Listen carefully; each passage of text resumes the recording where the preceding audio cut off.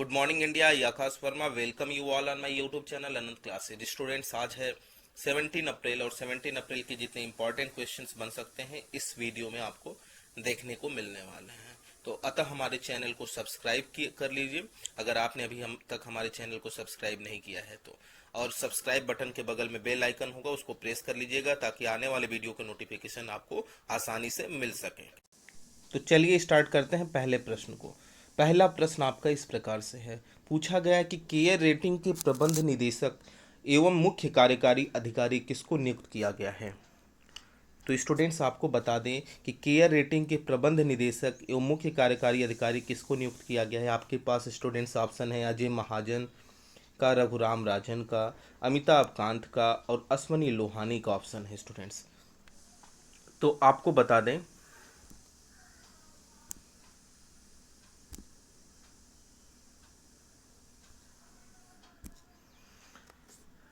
कि care rating के प्रबंध निदेशक वो आपके अजय महाजन बने हैं। कौन बना है स्टूडेंट्स?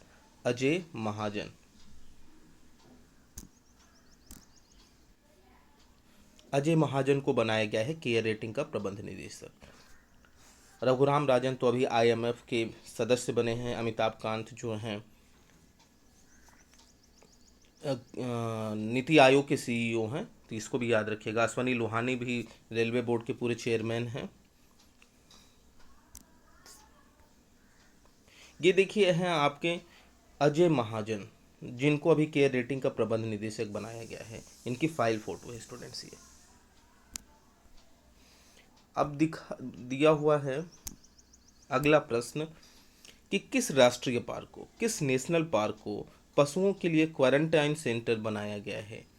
तो अभी जैसा मामला आया बाघों में कि कोरोना वायरस के लक्षण बाघों में भी पाए गए हैं, तो इस वजह से जो एक राष्ट्रीय पार्क को क्वारंटाइन सेंटर बनाया गया है। तो पूछा गया किस राष्ट्रीय पार्क को, तो आपके पास ऑप्शन है जिम कॉर्बेट, काजीरंगा, दूधवा और संजय गांधी। तो स्टूडेंट्स, आपको बता दें कि जिम कॉर्बेट को बनाया गया है जिम कॉर्बेट नेशनल पार्क, जो कि उत्तराखंड में स्टूडेंट्स, उत्तराखंड के national Jim Corbett national park को बनाया गया है क्वारंटाइन सेंटर। अब जिम कॉर्बेट जो है भारत का पहला राष्ट्रीय पार्क है, इस चीज़ को याद रखिएगा। भारत का पहला राष्ट्रीय पार्क है जो 1936 में बना, और इसका पहले नाम था हैली नेशनल पार्क। पहले क्या नाम था? Hailey national park. इसको भी याद रखिएगा स्टूडेंट्स। 15 अप्रैल 2020 को हिमाचल प्रदेश का कौन सा महास्थापना दिवस मनाया गया। तो आपको स्टूडेंट्स बता दें कि जो 15 अप्रैल 2020 को हिमाचल प्रदेश का 73rd स्थापना दिवस मनाया गया, फाउंडेशन डे मनाया गया। तो हिमाचल प्रदेश के बारे में भी कुछ जान लेते हैं, चलिए बता देते हैं आपको। हिमाचल प्रदेश भारत के उत्तर पश्चिम में स्थित एक राज्य है जिसकी राजधानी शिमला है। दूसरी राजधानी जो समर कह सकते हैं गर्मी में, सॉरी जाड़े में, वो धर्मशाला है। सबसे बड़ा शहर इसका शिमला है। आपके हिमाचल प्रदेश के राज्यपाल जो इस समय है बंडारू दत्तात्रेय हैं। कौन है? बंडारू दत्तात्रेय। मुख्यमंत्री हैं जयराम ठाकुर जी। विधानमंडल एक सदनीय है। विधानसभा की 68 सीट्स हैं वहाँ पे। राज्यसभा की 3 सीट्स हैं। लोकसभा की 4 सीट्स हैं। और हिमाचल प्रदेश उच्च न्यायालय भी है, शिमला हाई कोर्ट भी है। अनुराग ठाकुर जो वित्त राज्य मंत्री हैं वो हमीरपुर संसदीय क्षेत्र का प्रतिनिधित्व करते हैं। भाजपा के राष्ट्रीय अध्यक्ष भी हिमाचल प्रदेश के ही हैं, तो इस चीज़ को भी आप जानते रहिएगा। 5 करोड़ डाउनलोड के साथ दुनिया का सबसे तेज ऐप बन गया है। तो स्टूडेंट्स, ऑप्शन है आरोग्य सेतु ऐप, दिशा ऐप, प्रेरणा ऐप, भीम ऐप। तो आपको बता दें कि जो इस समय कोरोना वायरस के लक्षण से आपको सजग करने के लिए एक ऐप बनाया गया है, आरोग्य सेतु ऐप, वो 5 करोड़ डाउनलोड के साथ दुनिया का सबसे तेज ऐप बन गया है, Aarogya Setu app. A collective initiative to fight against कोविड-19 इन इंडिया। तो इसको अगर आपने इंस्टॉल नहीं किया है तो इंस्टॉल भी कर लीजिएगा, काफ़ी हेल्पफुल ऐप है। हाल ही में किस संस्था ने कोविड-19 संक्रमित रोगियों से नमूने प्राप्त करने के लिए कोसेक कोसेक का विकास किया है? तो स्टूडेंट्स, आपका ऑप्शन है इसरो, डीआरडीओ, आईसीएमआर और आईबी। तो आपका सही आंसर होगा डीआरडीओ। कौन सा आपका सही आंसर होगा? डीआरडीओ। स्टूडेंट्स, डीआरडीओ के बारे में आपको बता देते हैं। पहले तो ये जान लीजिए कि क्यों किया गया है। रक्षा अनुसंधान एवं विकास प्रयोगशाला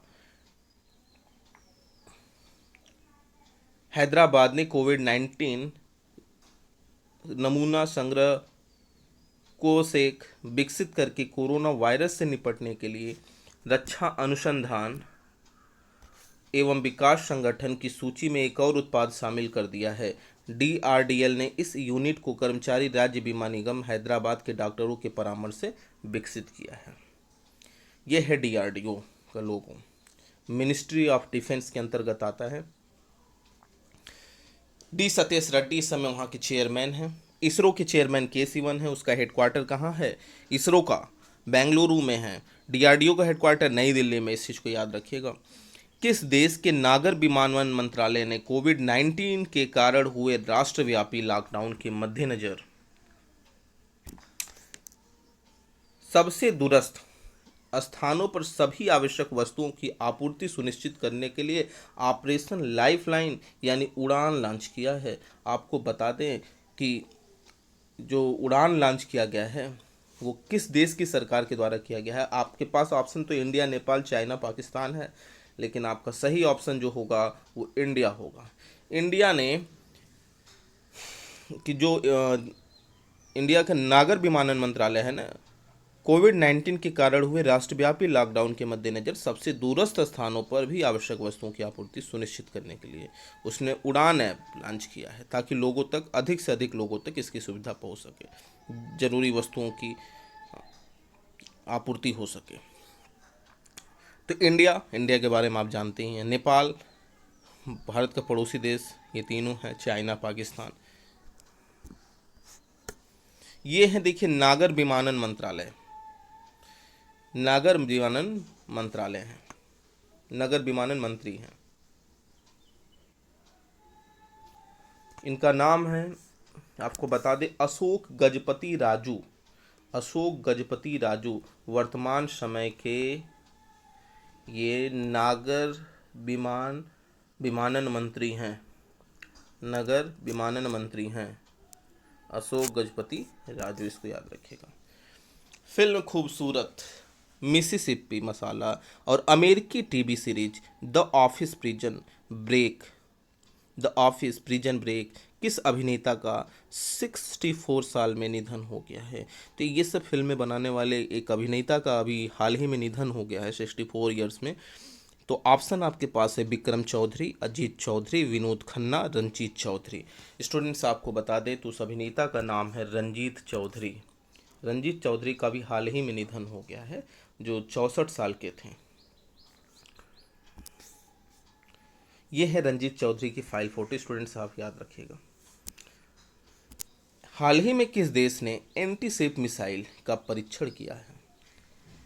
तो एंटीशिप मिसाइल का परीक्षण करने वाला देश, ऑप्शन है आपके इस प्रकार: उत्तर कोरिया, चीन, दक्षिण कोरिया, अमेरिका। तो करने वाला देश, एंटीशिप मिसाइल का परीक्षण करने वाला देश उत्तर कोरिया है। स्टूडेंट्स, किम जोंग यूंग वहाँ के चांसलर हैं, याद रखिएगा। इसकी कैपिटल है प्योंगयांग, और नॉर्थ कोरियन वोन, WON यहाँ की करेंसी है। दक्षिण कोरिया भी उसी का भाई ये कह सकते हैं। दक्षिण कोरिया और उत्तर कोरिया यानी साउथ कोरिया, नॉर्थ कोरिया को एक लाइन अलग करती है, उस लाइन का नाम है प्योंगयांग। क्लियर है स्टूडेंट्स? दक्षिण कोरिया ने भारत के प्रधानमंत्री को एक हाईएस्ट सिविलियन ऑर्डर प्राइज दिया था, जिसका नाम था सियोल शांति पुरस्कार। सियोल दक्षिण कोरिया की राजधानी है और वहाँ की करेंसी जो है वोन है, WON। तो सियोल शांति पुरस्कार प्रधानमंत्री मोदी को मिला था दक्षिण कोरिया के द्वारा। सियोल